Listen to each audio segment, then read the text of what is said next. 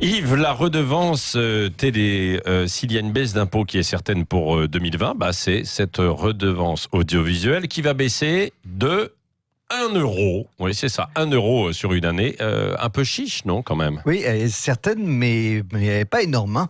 Ouais. Alors on peut même se demander si ce n'est pas une manière de se moquer des Français, puisque cette taxe va donc passer de 139 à 138 €. Le pire, c'est que ça vient d'être annoncé par le ministre du Budget, Gérald Darmanin, qui avait proposé, vous vous en souvenez, de supprimer complètement la redevance. C'est vrai. Et à la place d'une suppression, on a tous le droit à une diminution de 1 € qui ne fait pas très sérieuse. Alors au ministère du Budget, on essaye de justifier ce qui pourrait passer pour une plaisanterie en affirmant que c'est la première baisse depuis 15 ans.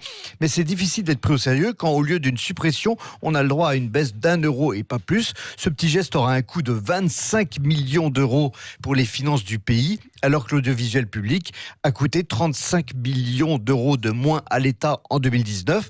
Mais au total, la perception de la redevance devrait encore rapporter plus de 3 milliards d'euros à l'État. Ah oui, quand même, 3 milliards. Oui. Alors le problème, c'est qu'il faut financer l'audiovisuel public aussi. Yves. Oui, c'est ça le problème. Et il s'agit d'un véritable gouffre qui coûte plus de 4 milliards et demi d'euros aux contribuables et fait vivre 17 000 salariés. La vraie question, c'est de savoir si en 2019, la France a encore besoin d'avoir un mammouth bien plus gros que ne l'était l'ORTF. Car ça comporte France Télévisions avec ses 5 chaînes nationales et une vingtaine d'antennes régionales. Mais aussi Radio France avec 7 stations et 4 700 salariés. L'INA, l'Institut national de l'audiovisuel. France Média Monde qui regroupe RFI et France 24.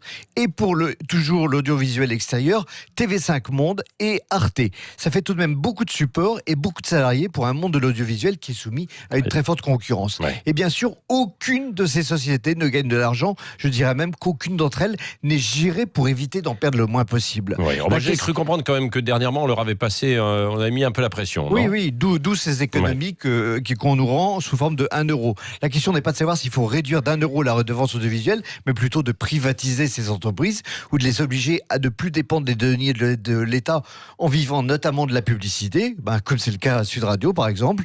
Mais pour s'attaquer à ce mammouth, il ne faut plus avoir besoin de ces chaînes et de ces stations pour faire la pub du pouvoir matin, midi et soir. Ah oui, c'est compliqué effectivement. Voilà. Merci Yves de Kerdrel.